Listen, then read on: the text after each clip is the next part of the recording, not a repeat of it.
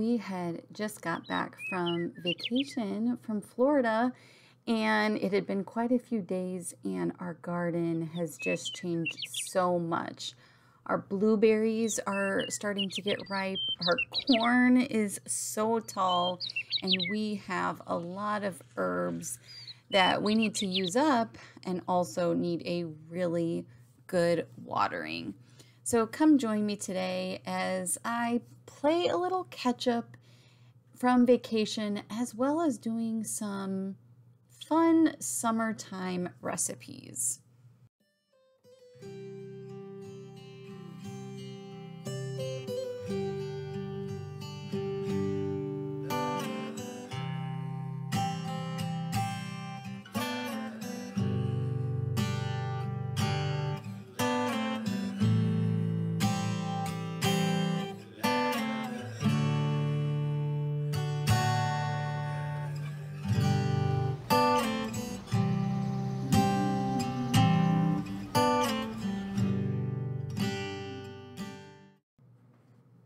Now, before I get into any more work in the garden and in the house, I wanted to do some enjoyable work. My hydrangea flowers have bloomed, and I wanted to enjoy them in the house before they started to get too warm and just die off. So I just thought I would make a quick bouquet to enjoy in the house before on to other garden work.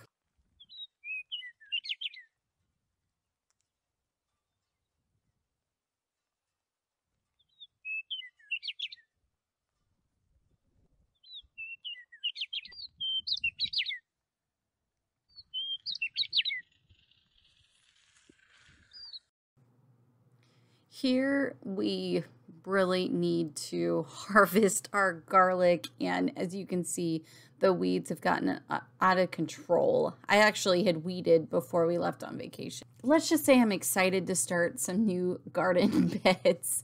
The reason I kept this garden bed was because we had been keeping this garlic and regrowing it each year for, I don't know, probably 4 years now, maybe 5 years.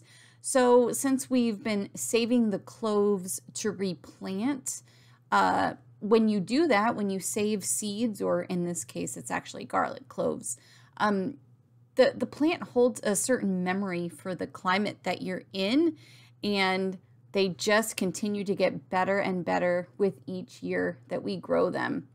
So we have pretty good success with our garlic. We planted it, I don't know, sometime in October, and I will water it as it's germinating. But after that, because fall is kind of a rainy season around here, I really just plant it and forget it. It is the easiest plant, in my opinion, to grow, and we use garlic all the time. In our small garden space, we have been able to grow a year's worth of garlic. So I haven't had to buy garlic in quite maybe 2 years. I grow about 50 bulbs or 50 heads of garlic, and that seems to have lasted me. Now this year, I think I ran out. Well, maybe I have 2 cloves left. I don't know. I really don't have much, so I might grow a little bit more next year. But I mean, it's done really great for us. And as we were running low on our garlic, we found ourselves using the garlic scapes, which start to grow, I don't know, maybe a month before you harvest it. And we clipped those, and we've used those in recipes too. But again, garlic, I just pretty much plant it and forget it for the most part.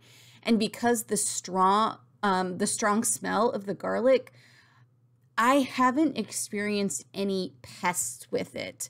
So it's a low maintenance and no pests. It is like the perfect plant in my book, especially since we use it so much. So here we are harvesting the garlic, and I just wanted to give you a few tips when it comes to harvesting. So when you notice about half of your leaves on the garlic start to die off, that's a pretty good sign that it is time to pick them.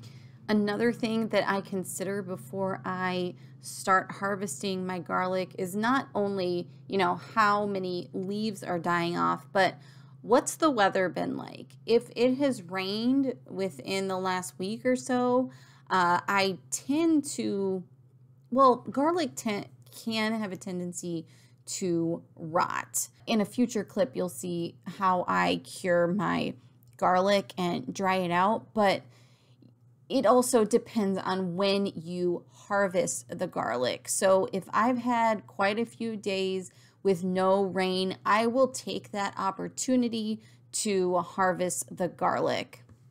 Or I will even keep an eye on the weather. If I see there's going to be a big storm coming the next day or so, and it has been dry for a few days, I will go ahead and harvest that too.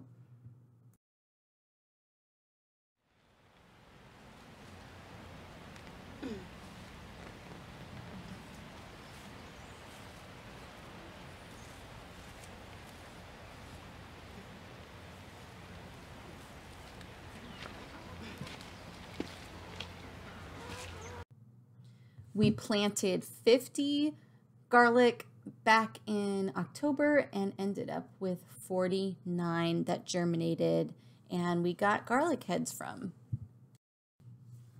Now for my little suburban home, I have to work with what I have. And that is this little storage room that I have off of the garage. The shelving unit you see here, I used for starting my seeds. It worked out because onions and lettuce and things like that didn't need it super warm because in the winter it does tend to be a little cooler in here. It's not insulated. So I'm not entirely sure how my tomatoes and starting peppers would work in here, but we'll have to experiment with that another year.